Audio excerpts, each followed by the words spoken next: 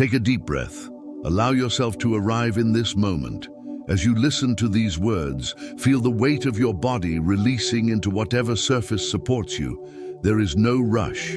There is nowhere to be except here, now, in this sacred space we create together. Close your eyes if you haven't already. Feel the darkness behind your eyelids as a canvas, infinite, welcoming, full of potential. This is your journey, no one else's. And in this journey, we will explore one of the most powerful forces within you, your sexual energy, your libido, your life force itself. The universe whispers to those who listen. Tonight, it whispers to you. Part 1. The Forgotten River. There is a river that runs through you. It has always been there, since before you took your first breath. This river is not made of water, though it flows like water. It's made of energy, sexual energy, creative energy, the very essence of life itself. Some call it libido, some call it desire, some call it the divine feminine, but names are just doorways.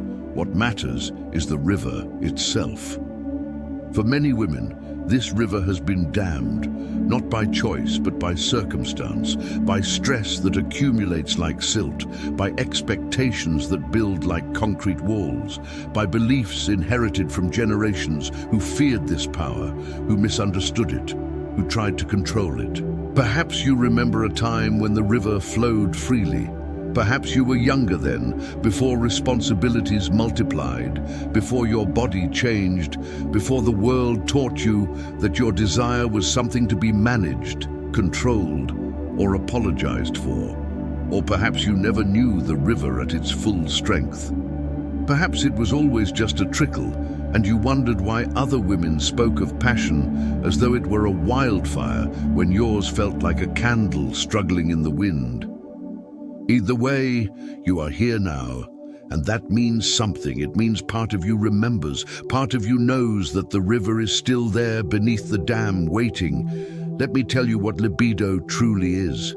Not the clinical definition you might find in a textbook, but the living truth of it. Your libido is not just about sex. It is about your relationship with life itself. It is the enthusiasm that makes you want to wake up in the morning, the curiosity that draws you toward beauty, the courage that allows you to say yes to pleasure, the power that lets you say no to what diminishes you. When your libido is healthy, you feel alive, not just during intimate moments, but during ordinary ones. You taste your food more fully. You notice the way light moves through leaves. You laugh from deep in your belly. You cry when you need to. You feel. This is what it means to have your sexual energy flowing freely. It is not about performance. It is not about meeting someone else's expectations. It is about being fully, vibrantly, unapologetically alive in your own body. But somewhere along the way, many women lose this connection. The river becomes blocked, and when the river is blocked, everything suffers. Your body suffers. Without the healthy flow of sexual energy, your physical health declines. Studies have shown connections between low libido and increased risk of osteoporosis, cardiovascular disease, chronic pain, and weakened immune function. Your body needs this energy to thrive. It is medicine. It is vitality. It is life force. Your mind suffers. When desire fades, so often does joy. Depression and anxiety can settle in like fog. You lose confidence in yourself. You question your worth. You feel separate from your own body, as though you are carrying it around rather than inhabiting it. Your relationships suffer. The distance you feel from your own desire creates distance from others. Your partner may feel confused, rejected, or blamed. You may feel guilty, broken, or resentful. The disconnection ripples outward, touching friendships, family bonds, even your relationship with work and creativity. Your prosperity suffers. Yes, prosperity. Because when your life force is blocked, so is your ability to manifest, to create, to attract abundance. The same energy that fuels sexual desire fuels ambition, creativity, and the magnetic presence that draws opportunities to you. When you feel sexually alive, you feel powerful, and when you feel powerful, doors open. But here is what I want you to understand. The dam can be removed, the river can flow again. Not someday, not when circumstances are perfect. Now, in this moment and every moment, you choose to return to yourself. This is not about fixing something broken. You are not broken. This is about remembering something forgotten, about clearing away what blocks the natural flow of your own energy, about reclaiming what was always yours. The journey begins with understanding, so let us understand together. Part 2. The roots of disconnection. Breathe deeply. We are going to explore what may have created distance between you and your desire. This is not about blame, not about dwelling in the past. It is about seeing clearly so that you can choose differently. Imagine you are standing at the edge of a forest. This forest represents your inner world, the landscape of your sexuality, your desires, your relationship with pleasure. For some women, this forest is lush and inviting. For others, it has become overgrown, dark, difficult to navigate. And for some, it barely seems like a forest at all, more like a few scattered trees in a barren landscape. What happened? What changed the forest? Let us walk together through the most common causes of blocked sexual energy. As I name each one, notice what resonates in your body. Your body always knows the truth. Stress and anxiety, the constant storm. Imagine trying to feel desire while a storm rages around you. This is what chronic stress does. It floods your system with cortisol, the stress hormone, which directly suppresses the production of sex hormones like testosterone and estrogen. Your body, in its wisdom, decides, this is not the time for reproduction or pleasure. This is the time for survival. But here is the trap of modern life. The storm never ends.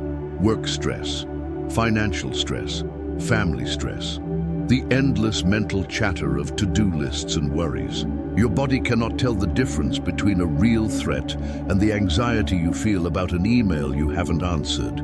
It treats them the same. It shuts down the river. Anxiety is even more insidious. When you are anxious, you cannot be present, and desire lives only in presence. If your mind is racing with worries about tomorrow, fears about what your partner thinks, judgments about your body, or memories of past disappointments, there is no space for arousal. The body says, how can I relax into pleasure when my mind is telling me there is danger? Many women describe this as feeling stuck in their head during intimate moments. They want to feel something, but they cannot get out of their thoughts long enough to drop into sensation. The more they try to force it, the more elusive pleasure becomes. Depression, the gray veil. If stress is a storm, depression is a gray veil that descends over everything. It mutes color. It dampens sensation. It whispers that nothing matters, that pleasure is pointless, that you are too tired, too numb, too far gone to feel anything good. Depression often robs women of interest in activities they once enjoyed, and sexuality is no exception. The neurochemistry of depression, low serotonin, low dopamine, directly affects desire. But more than that, depression makes you forget what it feels like to want something, to reach for something, to believe that pleasure is possible. Many antidepressants, ironically, can also suppress libido. They help lift the veil of depression, but can flatten sexual response in the process. This leaves women in an impossible position: mental health or sexual health. But it is not actually a choice you have to make. We will return to this. Hormonal changes, the shifting seasons. Your hormones are like the seasons, constantly changing, each phase bringing its own qualities. Menstruation, pregnancy, postpartum, perimenopause, menopause, these are not problems. They are passages, but they do affect desire. Estrogen is often called the hormone of desire in women, though this is an oversimplification.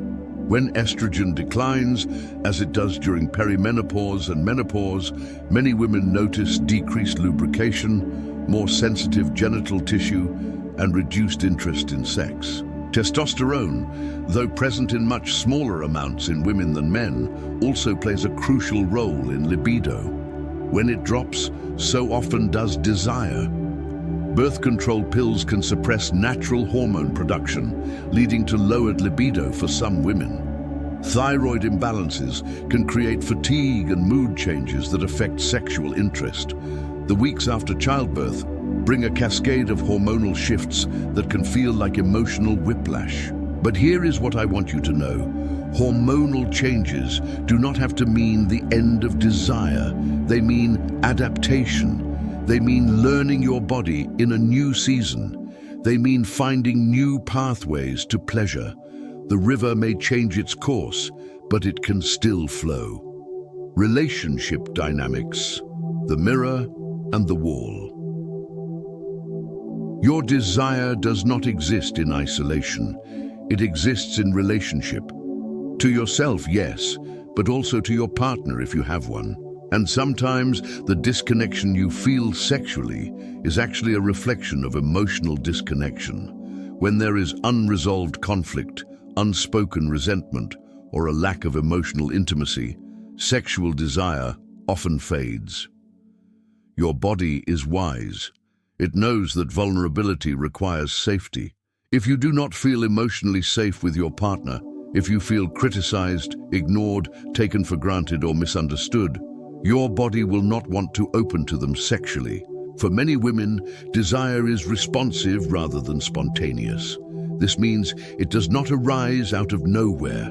It arises in response to feeling seen, valued, appreciated, and emotionally connected. When that connection frays, so does desire. Sometimes the problem is not conflict, but routine. The relationship has become predictable, comfortable, safe, but not exciting. The spark has faded not because of any particular problem, but because of a lack of novelty, playfulness, and erotic tension. And sometimes the relationship dynamic that blocks desire is not with a partner, but with yourself. You have become so focused on caring for others, children, aging parents, work responsibilities, that you have abandoned yourself. You have become a wall instead of a river. Strong, yes, protective, yes, but not flowing, not alive. Body image and self-worth, the broken mirror. How can you feel desire in a body you do not love? How can you open to pleasure when you are convinced you are not desirable? Body shame is one of the most powerful killers of libido. When you look in the mirror and criticize what you see, when you hide during intimate moments, when you cannot stop thinking about your perceived flaws, there is no space for pleasure. You are too busy defending yourself against an imagined attack. This is not vanity, this is deep pain. And it is pain that has been cultivated by a culture that profits from your insecurity. You have been taught that your body is a problem to be solved rather than a miracle to be celebrated, that you must earn the right to feel sexy, that desire is only for those who meet certain standards of beauty. This is a lie. But it is a lie that has taken root in your nervous system. And until you uproot it, your libido will remain constricted. Trauma, the frozen river. Some rivers are not just dammed, they are frozen. This is what trauma does. Whether the trauma is sexual assault, childhood abuse, a violation of boundaries, or repeated experiences of shame around sexuality, the body remembers. And sometimes to protect you, it shuts down. This is not weakness, this is survival. Your nervous system, in its wisdom, decided that the safest thing to do was to disconnect from sexual sensation, to numb, to freeze, to disappear from your body during moments that felt too vulnerable. Healing from trauma is not something you can rush. It requires patience, compassion, and often professional support. But healing is possible. The frozen river can thaw, slowly, gently, in its own time. Medications and medical conditions. Many medications, antidepressants, blood pressure medications, hormonal birth control, can affect libido. Certain medical conditions, diabetes, thyroid disorders, chronic pain, endometriosis, can make sex uncomfortable or decrease sexual interest. This is real. This is not in your head, and it requires compassion, not judgment. Your body is doing its best. If medication or a medical condition is affecting your libido, you deserve support in finding solutions that honor both your overall health and your sexual well-being. As you listen to this list, you may have recognized yourself in one or several of these descriptions. You may feel overwhelmed by how many factors can affect desire. But I want you to pause here and take another deep breath. The fact that there are many potential causes is actually good news. It means there are many potential solutions. It means you are not doomed to a life without desire.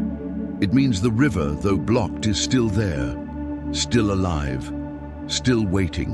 And now we turn toward what you can do, toward the practices, the shifts, the gentle actions that can begin to clear the dam and let the river flow again. But first, a moment of rest. Feel your body. Notice where you are holding tension. Soften there. This is your body, your only body, and it is trying so hard to take care of you. Thank it, even if it feels difficult, especially if it feels difficult. The river is still there, beneath everything. Beneath the stress and the pain and the numbness, it is still there, and it is calling you home. Part 3. The healing begins. Now we enter the heart of this journey, the part where understanding transforms into action, where knowledge becomes embodied practice, where the river begins, slowly, to flow again. But before we speak of techniques, of exercises, of practical steps, I need you to understand something fundamental. Healing your relationship with your sexual energy is not a project. It is not something you accomplish and then check off a list. It is a practice, a returning, a remembering that happens again and again. Some days the river will flow strongly, other days it will be barely a trickle. This does not mean you are failing. This means you are human, you are alive. And life moves in cycles, not straight lines. So release the pressure to fix yourself. Release the urgency to get back to how things used to be.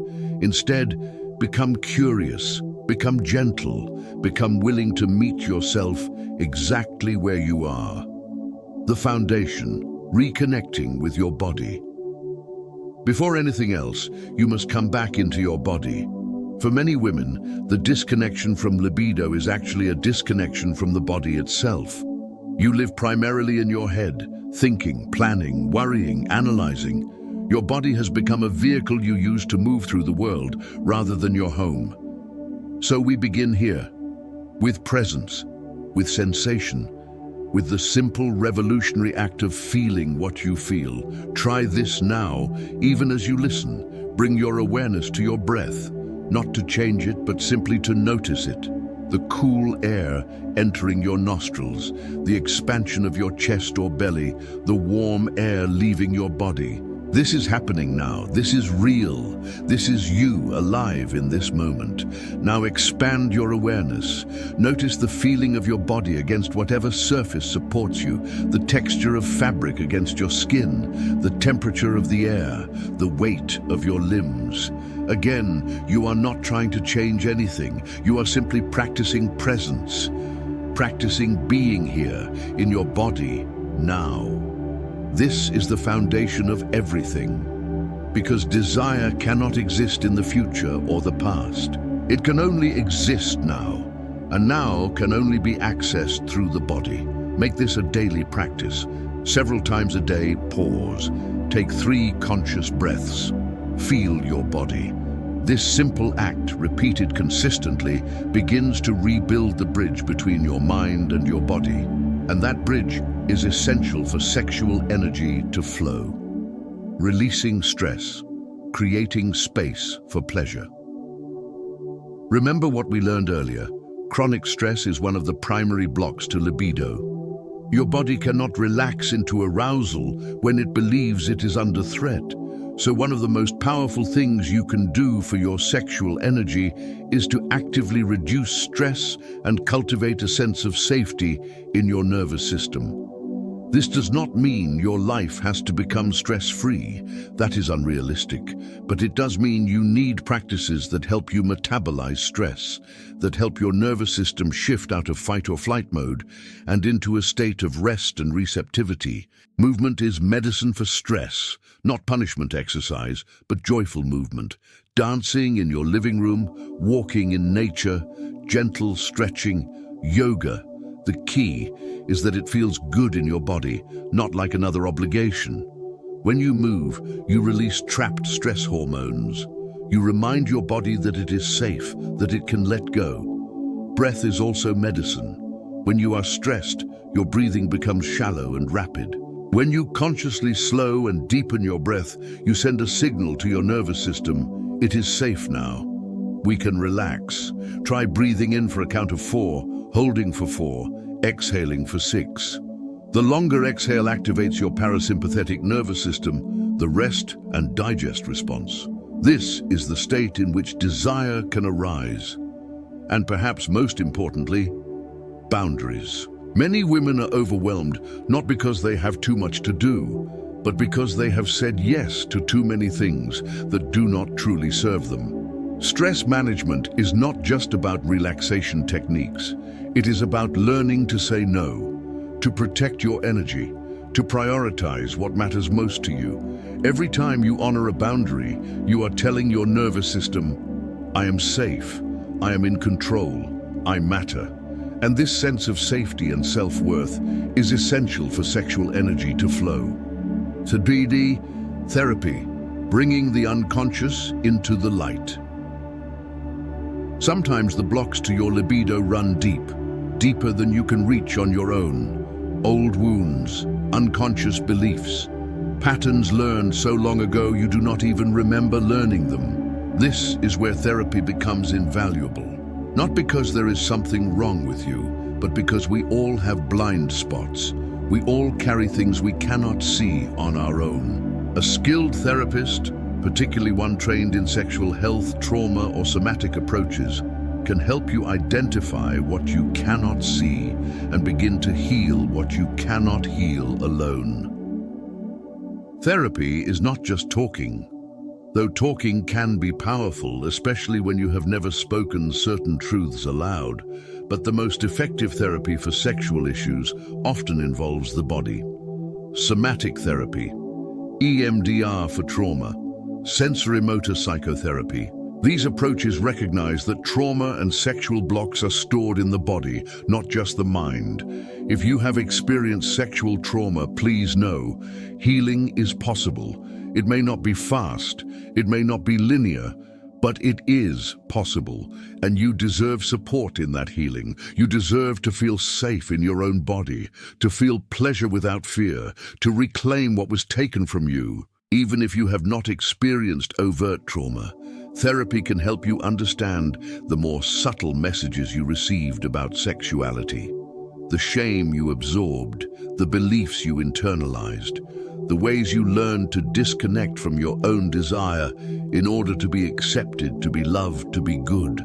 Bringing these patterns into consciousness is the first step in changing them, and changing them opens the door for your sexual energy to flow more freely.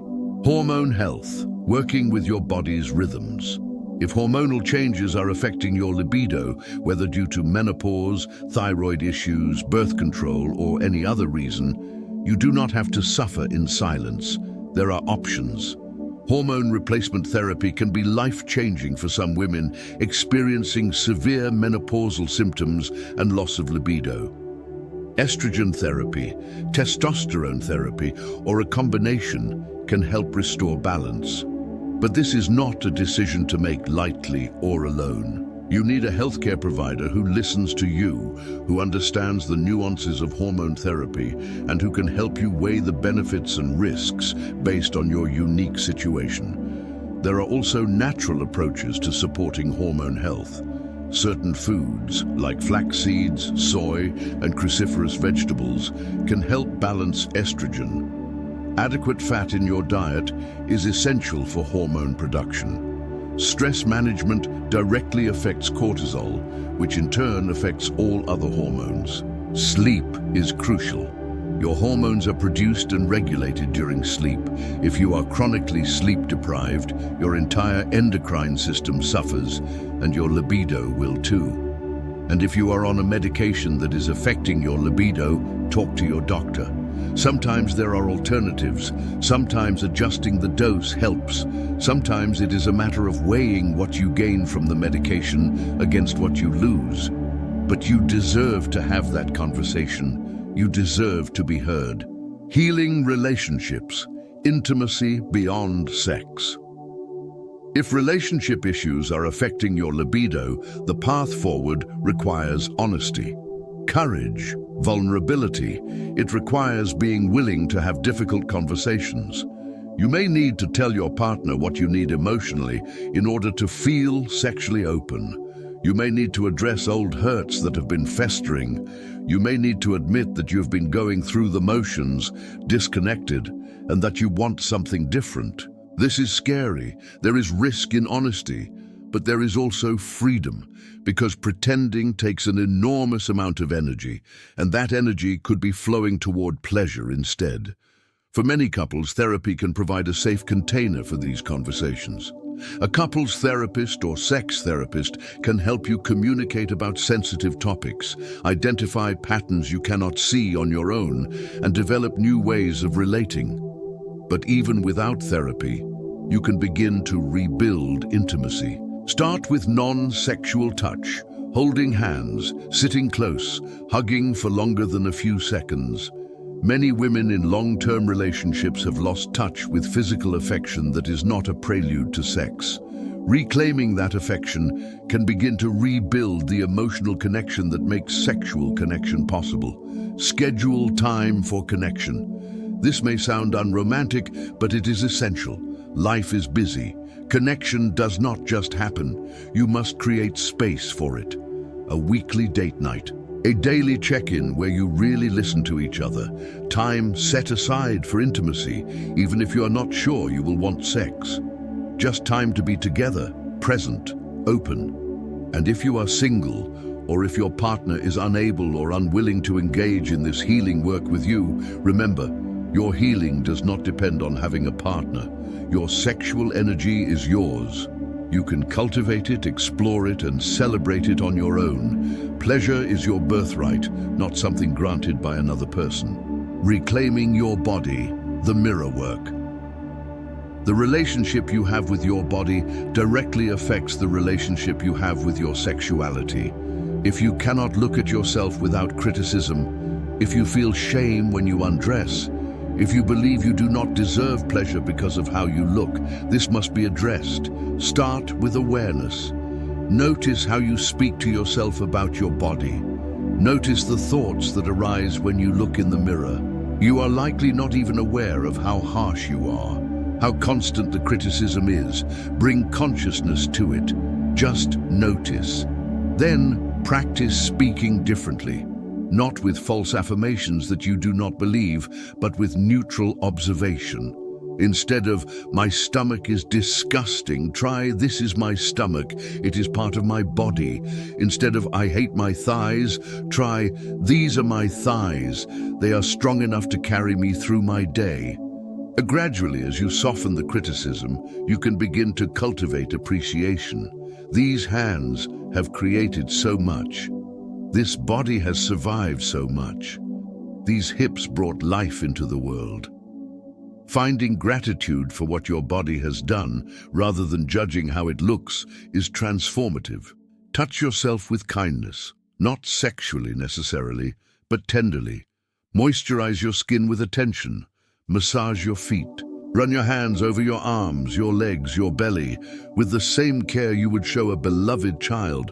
Your body has been starving for this kind, non-judgmental touch. Give it that.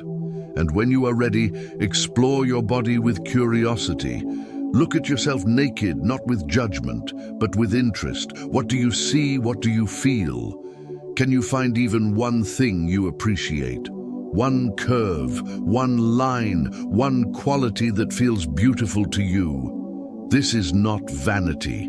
This is reclamation. This is coming home to yourself, and it is essential for your sexual energy to flow freely. Part 4. Awakening Desire. Now we move deeper into practices that directly cultivate sexual energy, that invite the river to flow more strongly, that reconnect you with desire itself. These practices are not about performance. They are not about becoming someone you are not. They are about awakening what is already within you, about removing the layers of conditioning, fear, and disconnection that have covered over your natural, inherent, erotic power. Go slowly. Be patient with yourself. There is no timeline, there is no race. There is only you, learning to come home to your own body, your own pleasure, your own aliveness. The practice of self-pleasure. For many women, the most direct path to reclaiming sexual energy is through self-pleasure, not as a consolation prize for not having a partner, not as something shameful to be hidden, but as a sacred practice of self-love, self-knowledge, and self-empowerment. Your relationship with your own body is the foundation of all other sexual relationships. If you do not know what brings you pleasure, how can you communicate that to a partner? If you are not comfortable touching yourself, how can you expect to feel comfortable being touched? Self-pleasure is also where you can explore without pressure, without performance anxiety, without worrying about someone else's needs or expectations. It is just you learning your body, discovering what feels good, following curiosity wherever it leads. For many women, self-pleasure has been rushed, mechanical, goal-oriented, a release of tension rather than an exploration of pleasure. I invite you to try something different. Set aside time, real time, at least 30 minutes where you will not be interrupted. Create an environment that feels good to you. Soft lighting, comfortable temperature, perhaps music, perhaps candles. This is not frivolous. This is creating a container for something sacred. Begin not with your genitals, but with your whole body. Touch your skin, slowly, with attention. Notice what feels good. Your neck, your shoulders, your breasts, your belly, your thighs. You are not trying to arouse yourself. You are simply waking up sensation, reminding your body that it can feel pleasure. Breathe deeply. Pleasure lives in the space created by the breath. When you hold your breath, you block sensation. When you breathe fully, you amplify it. When you are ready, and only when you are ready, explore your genitals. Not mechanically, not with a goal in mind, but with curiosity, with tenderness. What feels good? What sensations arise? Can you stay present with them rather than racing toward orgasm? Orgasm is wonderful, but it is not the point. The point is presence, pleasure, connection with your own body. If orgasm happens, beautiful. If not, also beautiful. You are learning a new language, the language of your own desire, and learning takes time. Use tools if they help you. A vibrator can be a wonderful aid, especially for women who have difficulty reaching orgasm. But do not let it replace your hands, your attention, your breath. Technology is a tool, not a substitute for presence. And if trauma arises during self-pleasure, if you feel fear, disgust, or numbness, this is information. This is your body showing you where it needs healing. Do not push through it. Instead, slow down. Breathe. Thank your body for showing you what it needs. And consider seeking support from a trauma-informed therapist. Self-pleasure is not selfish. It is not indulgent. It is essential medicine for your sexual energy. And the more you practice it, the more available that energy becomes in every area of your life. Pelvic floor, awareness, and Kegel exercises. Your pelvic floor is the foundation of your sexual energy. These muscles support your reproductive organs, control urination, and contract during orgasm. When they are weak or disconnected, sexual sensation decreases. When they are strong and responsive, pleasure intensifies. Many women have weak pelvic floors without realizing it. Pregnancy and childbirth can weaken these muscles. Chronic tension can make them tight but not strong. Age can lead to loss of tone, and lack of awareness means many women have no idea how to engage these muscles at all. The good news, your pelvic floor can be strengthened, and the practice of strengthening it also deepens your connection to your sexual center. Kegel exercises are the foundation. To find your pelvic floor muscles, imagine you are stopping the flow of urine midstream. The muscles you engage to do that, those are your pelvic floor. Do not actually practice this while urinating, as it can lead to problems. But use that sensation to identify the muscles. Once you have found them, practice contracting and releasing. Contract for 3 to 5 seconds. Release completely for 3 to 5 seconds. Repeat 10 to 15 times. Do this 3 times a day. As you build strength, you can add variations. Quick pulses, contract and release rapidly. Elevator lifts, gradually increase the intensity of the contraction, as though you are pulling up through floors of a building, then slowly release. Long holds, contract and hold for 10 seconds or longer. But even more important than the exercises is the awareness.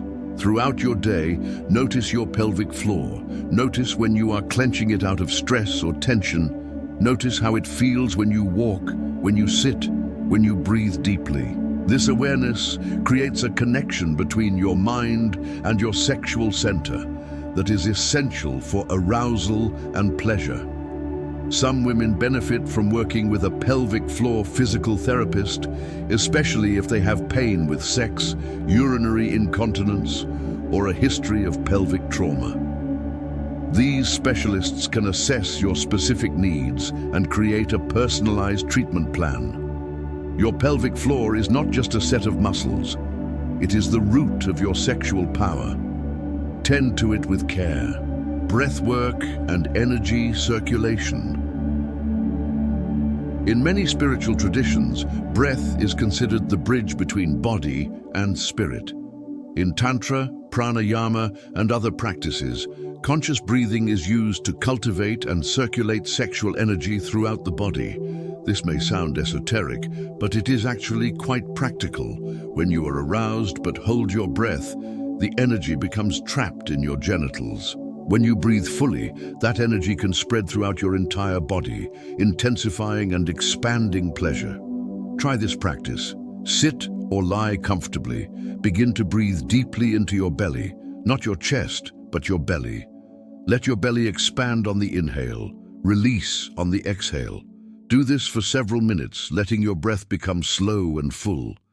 Now, as you inhale, imagine you are drawing energy up from the earth, up through your pelvic floor, up your spine. As you exhale, imagine that energy flowing down the front of your body, completing a circuit. Keep breathing in this circular pattern. Up the back on the inhale, down the front on the exhale. You may feel warmth, tingling, a sense of aliveness spreading through your body. Or you may feel nothing at first. Both are fine. You are learning a new skill. Be patient. This practice can be done on its own as a way to cultivate sexual energy. It can also be done during self-pleasure or with a partner as a way to intensify and spread sensation throughout your body. The more you practice conscious breathing, the more access you have to your sexual energy. The more present you can be with pleasure. The more capacity you have for deep, full-body arousal. Movement practices, yoga, dance, and embodiment. Your sexual energy does not live only in your genitals. It lives in your whole body. And when your body is rigid, tense, or disconnected, your sexual energy cannot flow freely. Movement practices help unlock this flow. They help you inhabit your body more fully. They release trapped tension and emotion. They remind you that your body is designed for pleasure, for sensation, for aliveness. Yoga, particularly styles that emphasize hip opening and spinal flexibility, can be profoundly beneficial for sexual energy. Poses like pigeon, butterfly, cobra, and cat-cow help release tension in the hips and pelvis, where so much emotion and energy is stored. But even more than specific poses, yoga teaches you to breathe through sensation, to stay present with discomfort without fleeing, to notice the subtle sensations in your body. These are the same skills required for deep sexual presence. Dance is another powerful practice. Not performance dance, not dance that worries about how you look, but dance that is pure self-expression. Put on music that moves you and let your body respond. Let your hips sway, let your spine undulate, let your arms reach and your feet stomp. This is your body speaking its truth. This is your sexual energy finding expression.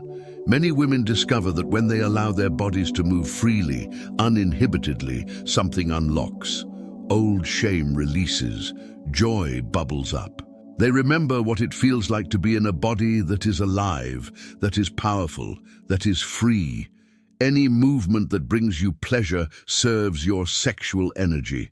Walking in nature, swimming, stretching. The key is that it feels good, that it is not punishment or obligation, but celebration of what your body can do. Exploring pleasure beyond the genital. For many women, sexuality has been narrowly defined as genital stimulation leading to orgasm. But this is such a limited understanding of pleasure. Your entire body is capable of erotic sensation. Your whole being can experience pleasure. Begin to explore this. What touches feel good on your skin? What temperatures, what textures, what sounds, what scents, what tastes bring you pleasure? Your neck might be profoundly sensitive, your ears, your inner wrists, the backs of your knees, your scalp. Discover these places, touch them yourself. Invite a partner to explore them with you. This is not foreplay. This is not a means to an end. This is pleasure for its own sake. And when you expand your definition of sexuality to include all forms of sensual pleasure, you open to so much more richness, so much more aliveness. Feed yourself beautiful food and taste it fully. Listen to music that makes your body want to move. Wrap yourself in fabrics that feel luxurious against your skin. Stand barefoot on the earth and feel the ground beneath you. These are all practices of embodied pleasure, and they all feed your sexual energy. Fantasy and desire, giving permission to your imagination. Many women have shut down not just physical desire, but mental desire as well. They have stopped allowing themselves to fantasize, to imagine, to want. Perhaps shame told them their fantasies were wrong. Perhaps fear of judgment made them hide their desires even from themselves. Perhaps they were taught that good women do not think about sex, do not want sex, do not enjoy sex. But your imagination is a sacred space. It is yours alone. And in that space, you can explore anything, without judgment, without consequences. Your fantasies do not have to match your real-life preferences. They do not have to be politically correct. They do not have to make sense to anyone but you. Giving yourself permission to fantasize is giving yourself permission to want. And wanting is the beginning of desire. Start gently. When your mind wanders to something erotic, do not shut it down. Let yourself linger there. Follow the thread. See where it leads. You might surprise yourself. If you have trouble accessing fantasy, try reading erotica or watching ethical porn. See what resonates, what images, what scenarios, what dynamics spark something in you. You are not looking for something to replicate in real life. You are looking for clues to what turns on your unique erotic mind. And then, during self-pleasure, let your mind wander into fantasy. Do not censor yourself. This is your private space, your sacred space. Here, you can explore the full range of your desire without apology. For women who have experienced trauma, fantasy can sometimes be triggering. If this happens, go slowly. Work with a therapist. You may need to build safety in your body before you can safely explore fantasy. Honor that. Your healing has its own timeline, but for most women, reclaiming the right to fantasy is reclaiming the right to desire itself. And that is a profound act of self-liberation. Part 5. Deepening intimacy with a partner. If you are in a partnership, your journey of sexual awakening does not happen in isolation. It happens in the context of that relationship. And while you can do much of this work on your own, there is also profound healing and growth that can happen through intimate connection with another. But first, a truth. You cannot outsource your sexual awakening to your partner. They cannot do this work for you. They cannot want your desire more than you want it. They cannot fix what is broken inside you because you are not broken. You are simply learning to come home to yourself, and that journey is yours alone. What a partner can offer is presence, patience, curiosity, a willingness to explore with you, to hold space for your healing, to celebrate your unfolding. And if you are blessed with such a partner, the intimacy that can be created together is extraordinary. Communication, speaking your truth. Most relationship problems are communication problems, and most sexual problems are, at their core, also communication problems. You cannot expect your partner to know what you want if you have not told them. You cannot expect them to understand your struggles if you have kept them hidden. But speaking about sex is vulnerable. It requires courage, especially if you have been taught that good women do not talk about such things, especially if you fear judgment or rejection, especially if you are not entirely sure what you want or need. Start with the foundation. Tell your partner you want to talk, not during or right before sex, not when emotions are high, but in a calm, neutral moment. I would like to talk with you about our sexual relationship. Can we set aside time for that? When you do talk, use I statements, not you never or you always, but I feel and I need and I want. This is not about blame. This is about sharing your truth. Be specific. I need more foreplay is vague. I love when you kiss my neck slowly and run your hands over my body before we move to more direct touch is specific. Give your partner information they can act on. And equally important, listen. Really listen. Your partner also has needs, fears, and desires. Your partner may also be struggling. Creating space for them to share without defensiveness, without making it about you, is essential. Some couples find it helpful to set up regular check-ins about their sexual relationship, not to solve problems necessarily, but just to stay connected, to share what is working and what could be different, to keep the conversation open and ongoing.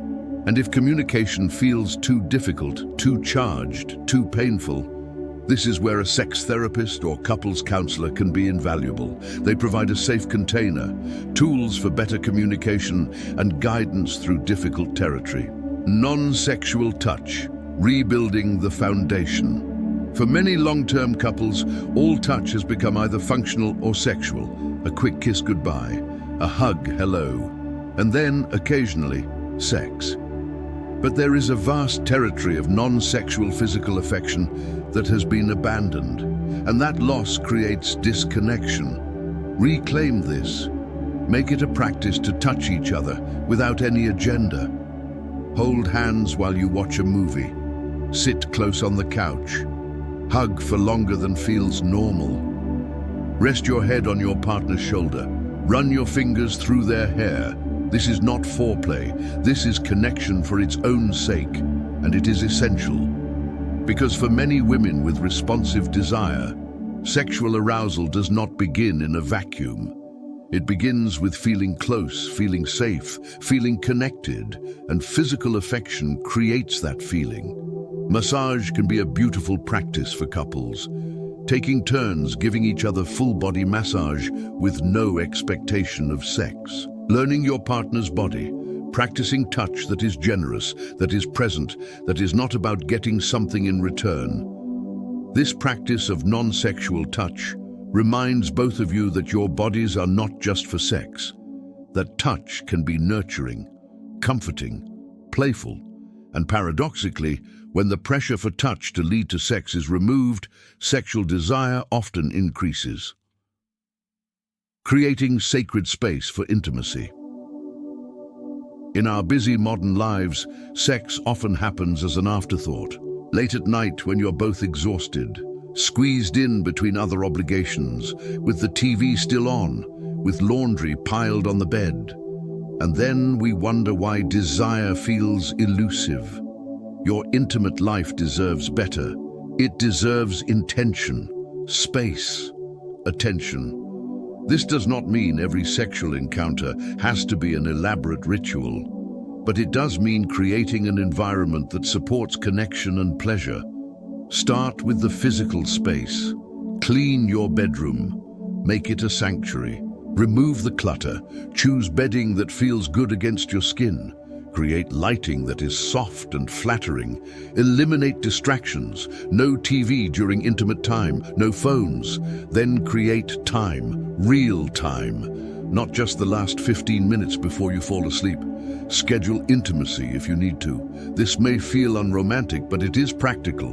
Life is full. Connection does not just happen. You create it. And when that time comes, create a transition. Do not go directly from dealing with work emails or children to jumping into bed. Create a ritual. Light a candle.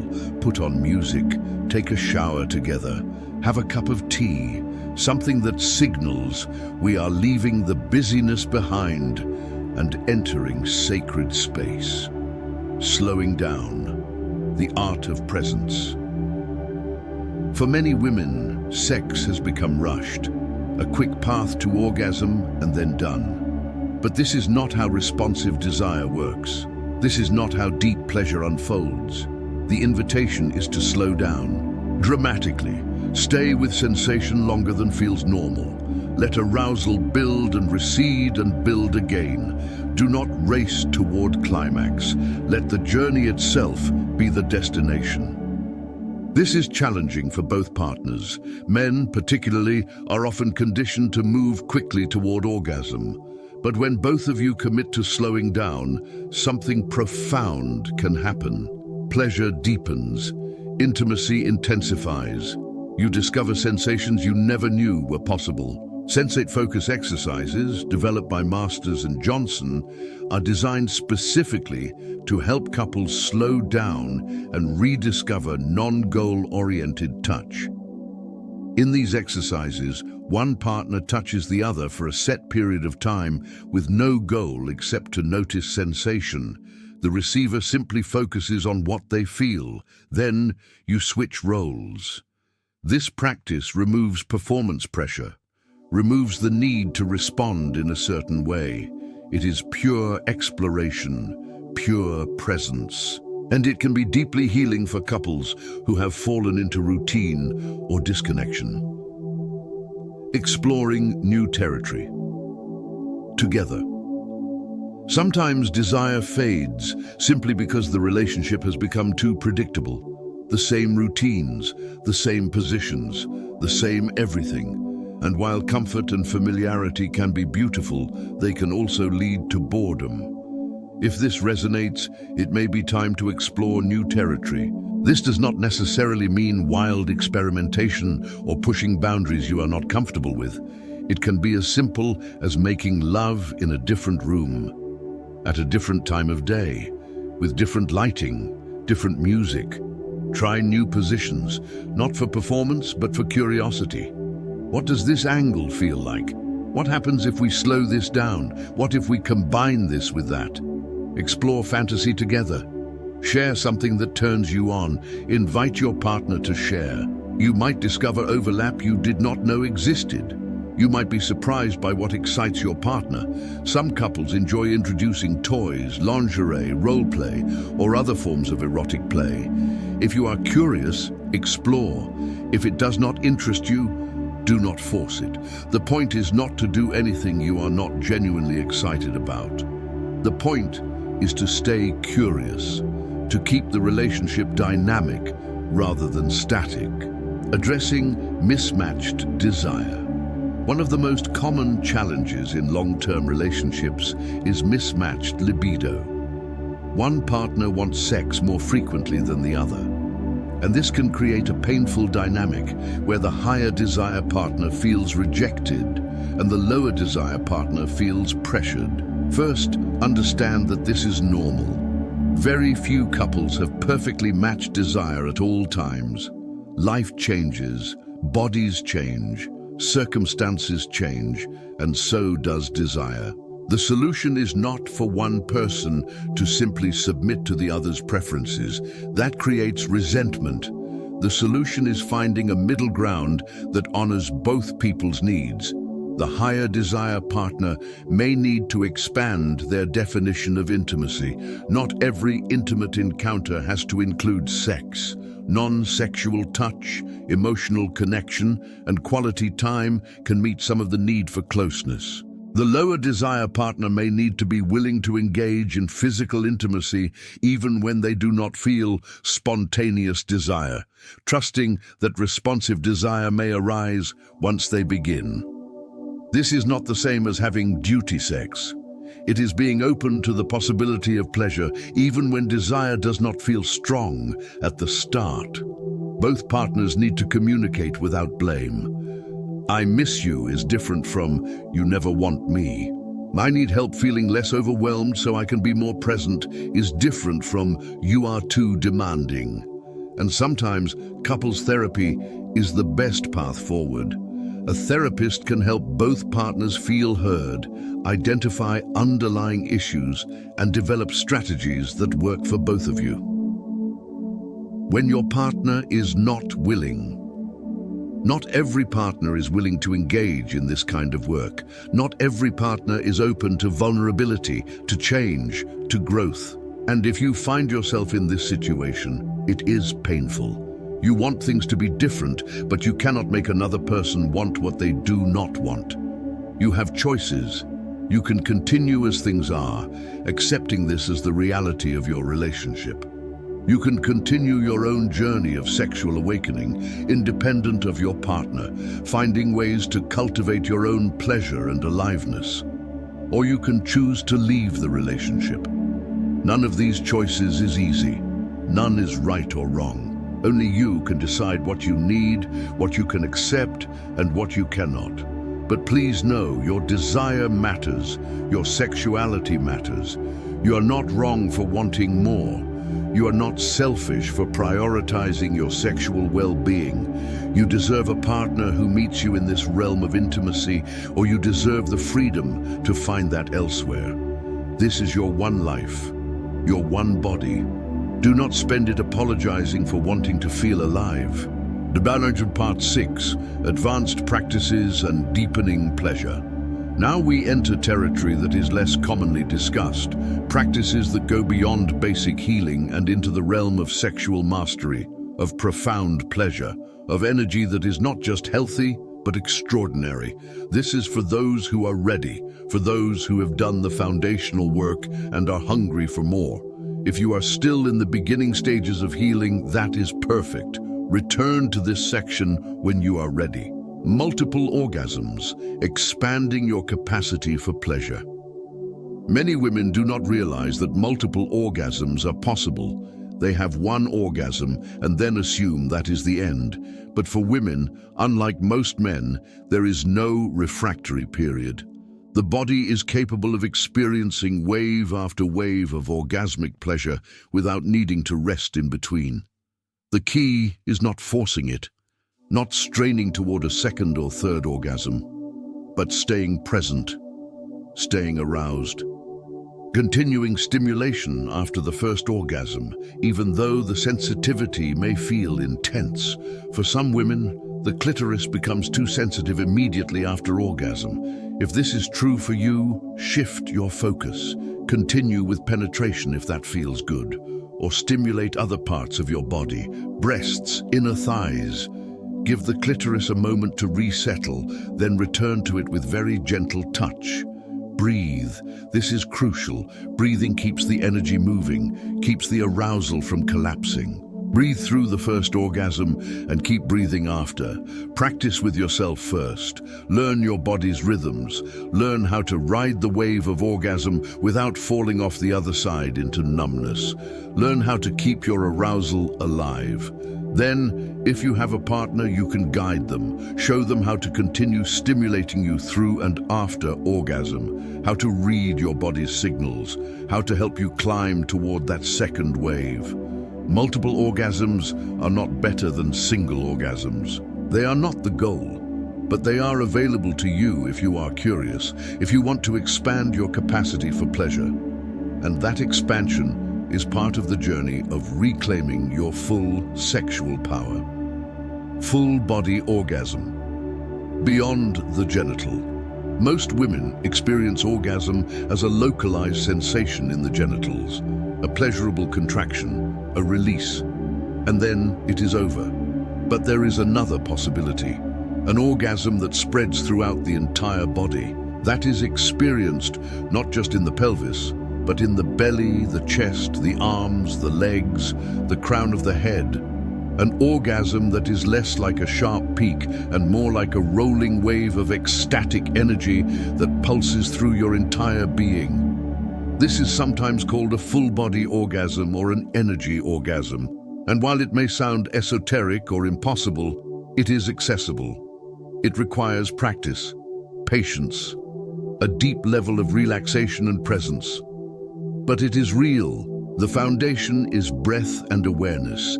As you approach orgasm, rather than holding your breath and tensing your body, do the opposite.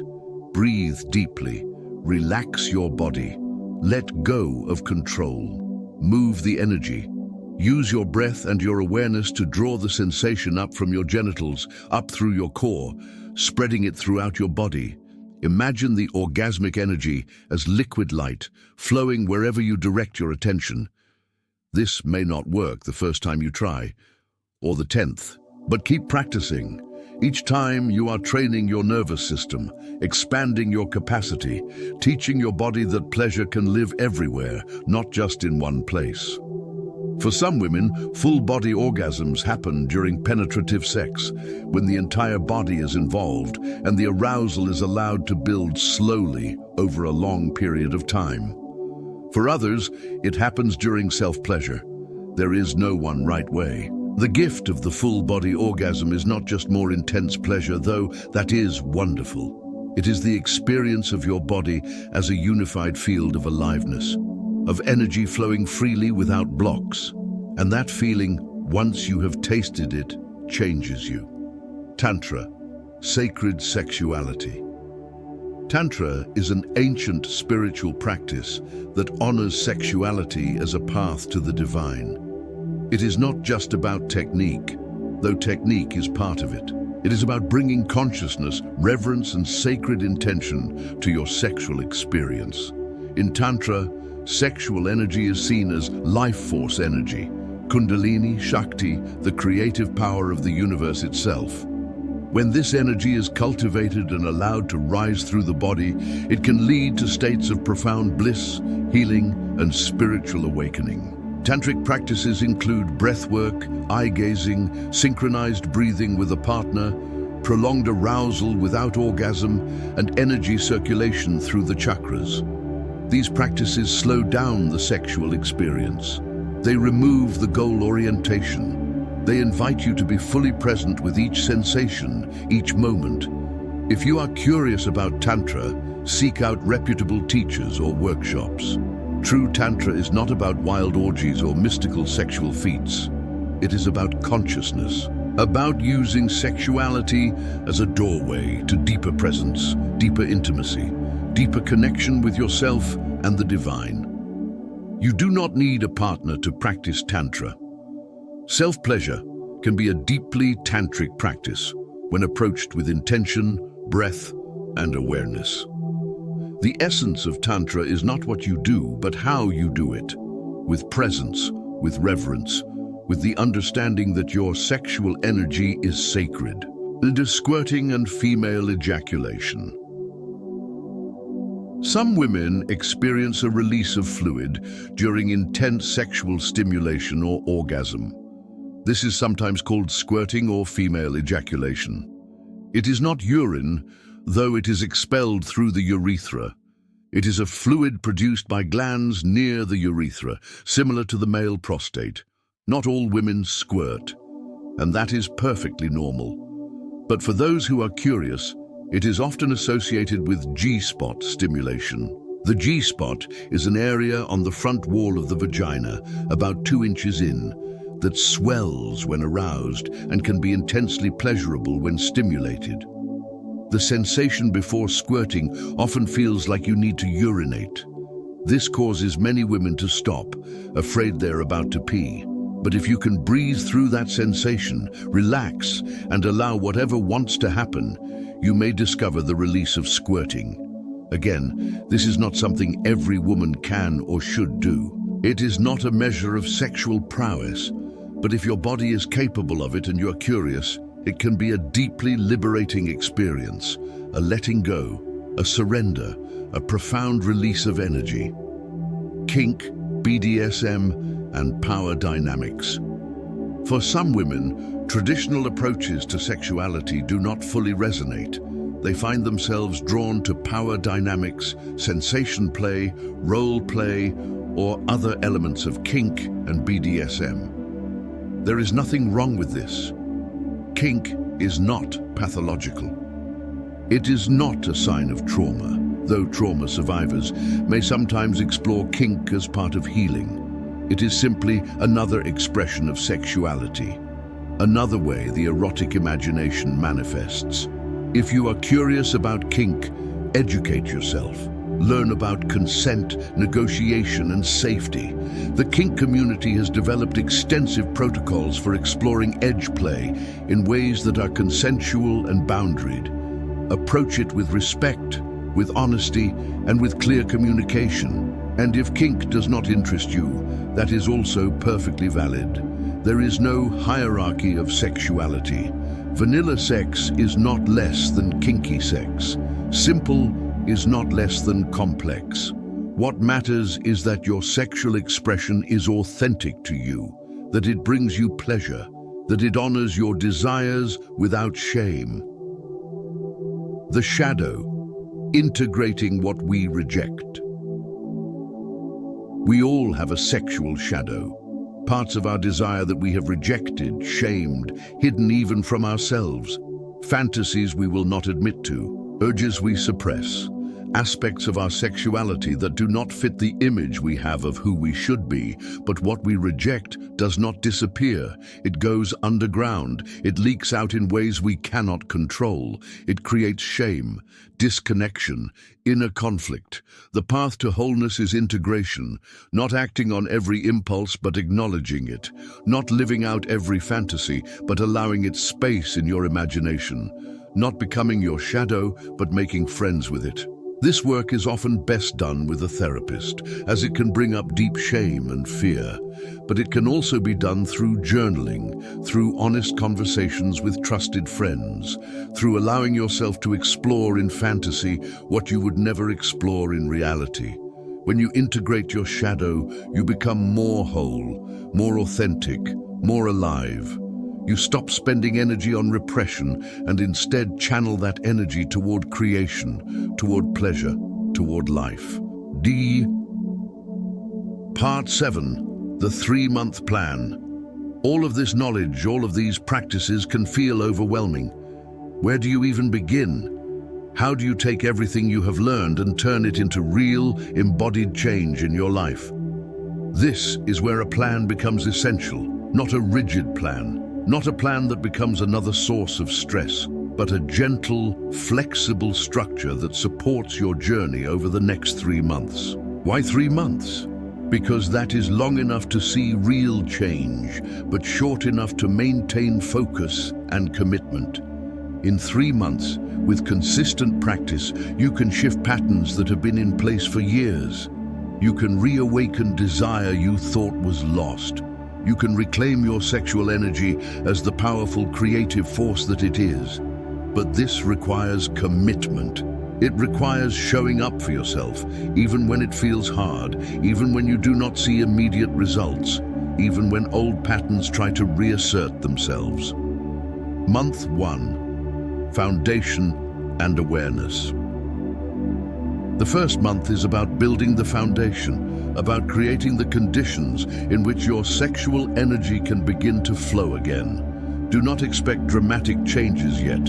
You are planting seeds. Be patient. Week 1, Body Awareness and Stress Reduction. Your daily practice this week: 5 minutes of body scan meditation each morning. Lie down, close your eyes, and bring your awareness systematically through your entire body. Notice sensation without trying to change it. 3 conscious breaths whenever you notice stress arising. Feel your feet on the ground. Feel your body in space. Return to the present moment. Move your body in a way that feels good for at least 20 minutes each day. Walk, stretch, dance. Practice gentle yoga. The key is pleasure, not punishment. Your weekly practice. Set aside 1 hour for self-care. Take a bath. Give yourself a face mask. Moisturize your entire body with loving attention. This is not vanity. This is learning to touch yourself with kindness. Journal on these questions. When did I last feel truly alive in my body? What blocks me from experiencing pleasure? What would I need in order to feel safe enough to open sexually? Week 2, Exploring Self-Pleasure. Your daily practice. Continue the body scan meditation and conscious breathing. Add 10 minutes of pelvic floor exercises. Contract and release the muscles, finding the rhythm that feels right to you. Your weekly practice. Set aside at least 30 minutes for self-pleasure. Create a beautiful space. Light candles, play music. Touch your entire body before focusing on your genitals. Practice staying present rather than rushing toward orgasm. Notice what thoughts arise during self-pleasure. Do you judge yourself, shame yourself, rush yourself? Simply notice. This is information. Week 3, Communication and Relationship Tending. Your daily practice. Continue body scan, conscious breathing, and pelvic floor exercises. Add 5 minutes of loving kindness meditation. Send compassion to yourself, then to your partner if you have one, then to all beings. Your weekly practice. Have a conversation with your partner, if you have one, about your sexual relationship. Use I statements. Listen without defensiveness. Begin to create a container for ongoing, honest communication. If you are single, journal about what you want in a sexual relationship. What qualities matter to you? What kind of intimacy do you long for? Week 4, Integration and Reflection. Your daily practice. Continue all previous practices, adjusting as needed to fit your life. Add 10 minutes of free-form journaling about your experience so far. Your weekly practice. Review your journal entries from the past month. What patterns do you notice? What has shifted? What feels harder than you expected? What feels easier? Set intentions for month 2. What practices do you want to deepen? What new territory do you want to explore? Month 2, Deepening and Exploration. The second month is about going deeper, about taking the foundation you built in month 1 and expanding on it. You may start to notice shifts in your desire, your energy, your sense of aliveness. Trust the process. Week 5, Breathwork and Energy Cultivation. Your daily practice. Continue body scan meditation, pelvic floor exercises, and movement. Add 10 minutes of circular breathing practice. Breathe energy up your spine, down the front of your body. Feel the circulation of energy throughout your body. Your weekly practice. Experiment with bringing breathwork into self-pleasure. Notice how conscious breathing changes the quality and intensity of sensation. Try a longer movement practice, a full yoga class, an ecstatic dance session, something that allows your body to move freely for an extended period. Week 6, expanding sensation. Your daily practice. Continue all previous practices. Begin to notice pleasure in everyday moments. The taste of your morning coffee, the warmth of sunlight on your skin, the feeling of soft fabric. Train your nervous system to recognize and appreciate pleasure. Your weekly practice. During self-pleasure, practice staying with sensation longer than feels comfortable. Build arousal and then pause. Breathe. Let it settle. Build again. You are training your capacity to hold more pleasure. Explore a new area of your body. What does touch feel like on the back of your neck, your inner wrists, your feet?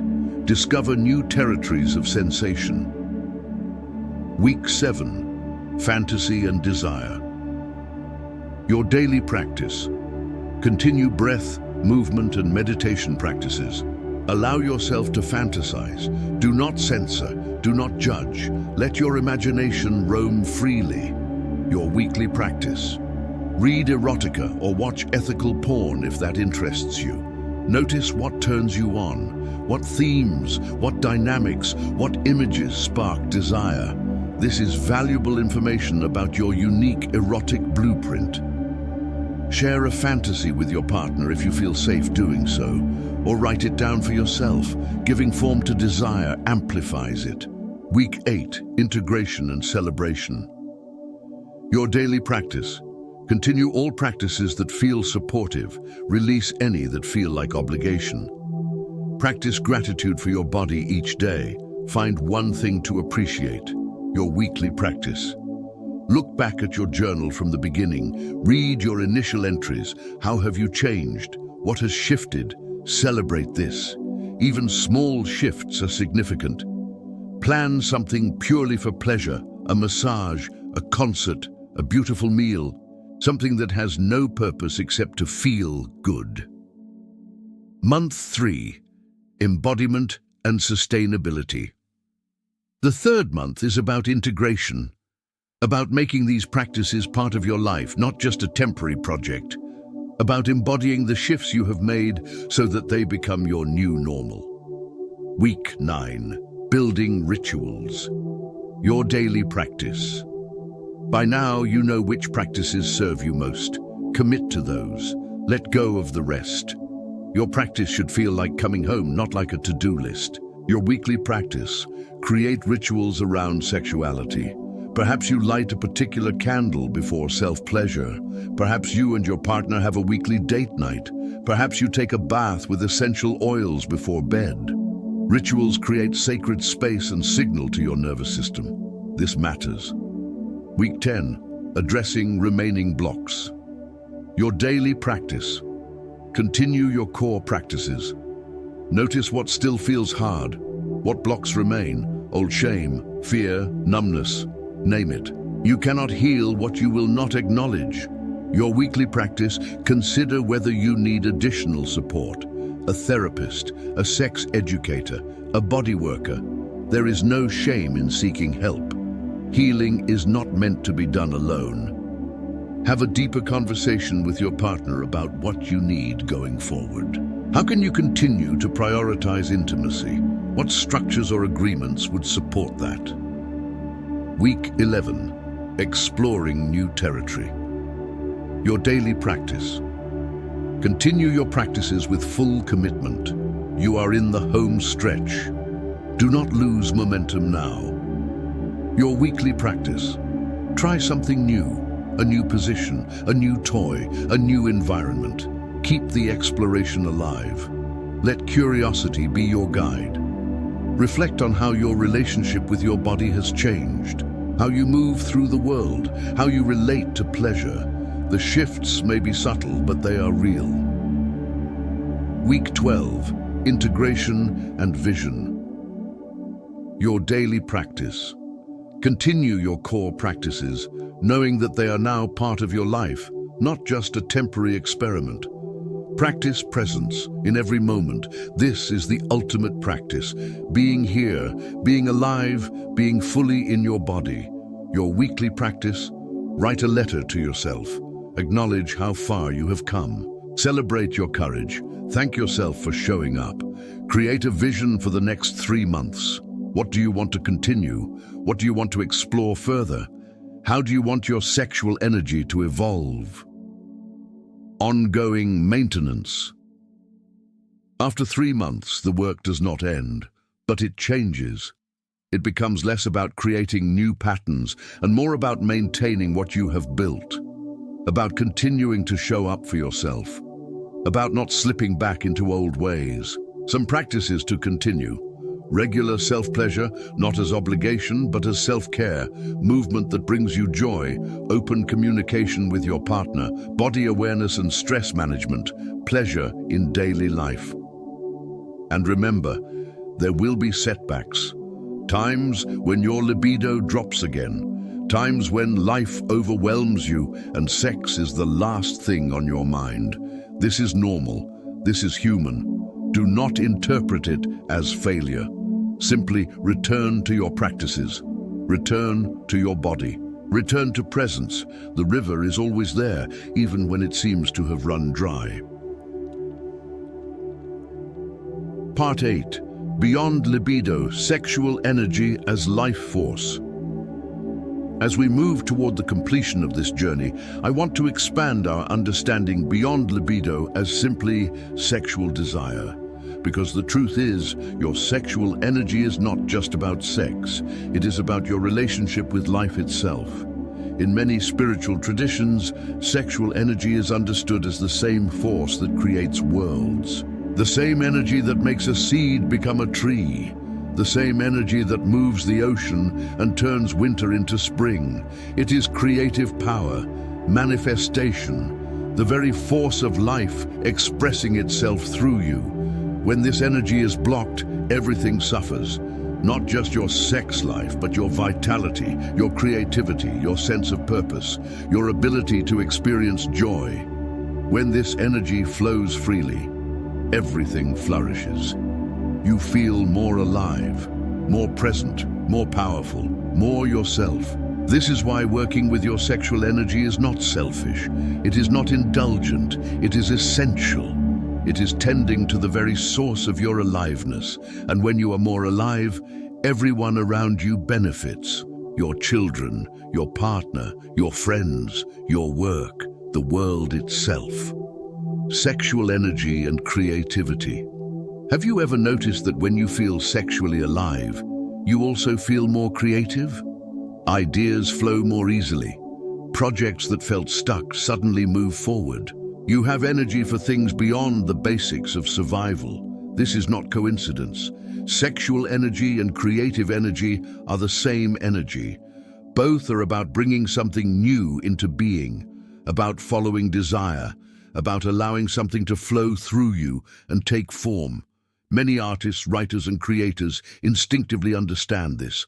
They know that their creative work is fed by the same source as their sexuality. When they deny one, the other suffers. When they honor one, the other flourishes. So if you want to be more creative, tend to your sexual energy. And if you want to be more sexually alive, tend to your creativity. They are partners, not competitors. Sexual energy and prosperity. We spoke earlier about how libido affects prosperity. Now let us go deeper. When your sexual energy is flowing, you become magnetic. Not in a manipulative way, but in an authentic way. You radiate vitality, confidence, aliveness. And this draws opportunities, relationships, and abundance to you. This is not mystical thinking. This is practical psychology. When you feel good in your body, you show up differently in the world. You take more risks. You say yes to opportunities. You believe you are worthy of success. And so you create it. Conversely, when your sexual energy is blocked, you often feel small, invisible, undeserving. You shrink. You play safe. You do not ask for what you want. and so you do not receive it. Tending to your sexual energy is tending to your capacity to thrive in all areas of life, to be seen, to be valued, to receive abundance. Sexual energy and health. Your body knows that sexual energy is life force. When it flows freely, your immune system is stronger. Your cardiovascular health improves, your hormones balance, your nervous system regulates. You sleep better, you age more slowly. This is not just correlation. There are direct physiological mechanisms. Sexual arousal increases blood flow throughout the body. Orgasm releases a cascade of beneficial hormones and neurotransmitters. Regular sexual activity has been shown to reduce the risk of heart disease, osteoporosis, depression, and chronic pain. Your body needs this energy to be healthy. It is medicine, not a luxury, not something to get to when everything else is taken care of. It is foundational to your well-being. Sexual energy and spirituality. In many mystical traditions, Tantra, Taoism, certain schools of yoga, sexual energy is seen as the path to enlightenment. Not because sex itself is sacred, but because the energy that fuels sexuality is the same energy that fuels awakening.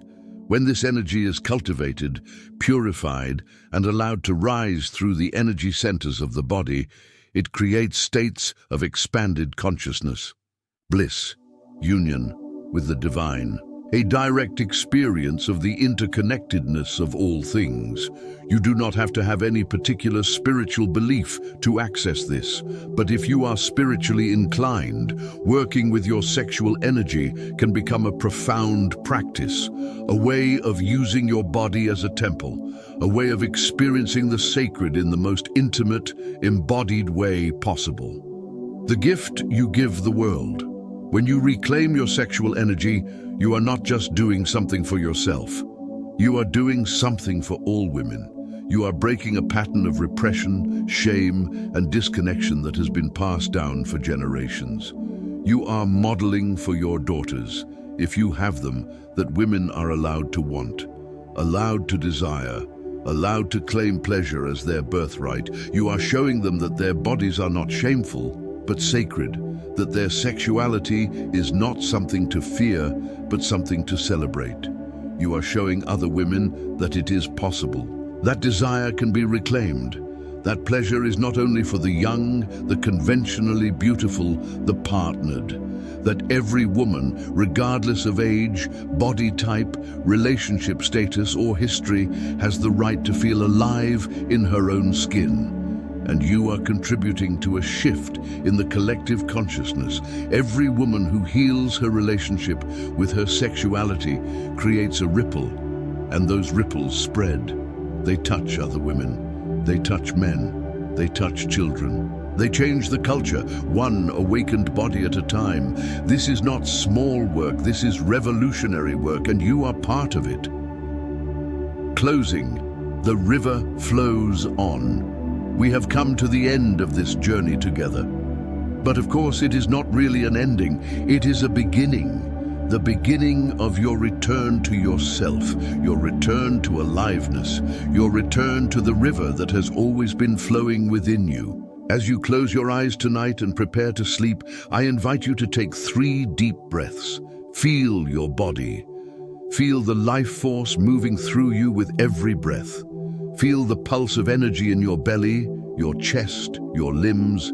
You are alive, magnificently, miraculously alive, and your aliveness includes your sexuality, your desire, your capacity for pleasure. These are not extras. They are not optional. They are essential to your wholeness. As you sleep tonight, your subconscious will continue this work. It will integrate what you have learned. It will begin to rewire old patterns. It will remember what your conscious mind may forget. Trust this process. Trust your body's wisdom. Trust that the river knows how to flow. And when you wake tomorrow, you will wake as a woman who is reclaiming her power, a woman who is remembering her desire, a woman who is coming home to herself. The universe supports this awakening. It wants you to be fully alive. It wants your sexual energy to flow freely, because when it does, you become a more powerful force for love, for creativity, for healing in this world. You are not alone on this journey. Countless women have walked this path before you. Countless women are walking it now, and countless women will walk it after you. You are part of an unbroken lineage of women reclaiming their power, their pleasure, their birthright to feel fully alive. So, sleep now. Let these words seep into your subconscious. Let them plant seeds that will bloom in their own time. Let them remind you, night after night, that you are worthy, that you are whole, that you are powerfully, beautifully, undeniably alive. The river is flowing. Can you feel it? It is flowing through you. It is flowing as you. You are not separate from it. You are it. Life force, creative power, sexual energy, all flowing through the sacred vessel of your body. Sleep well, beautiful woman. Dream of the woman you are becoming. And know that with each breath, each heartbeat, each moment of presence, you are already becoming her. The river flows on, forever, eternally, inviting you home.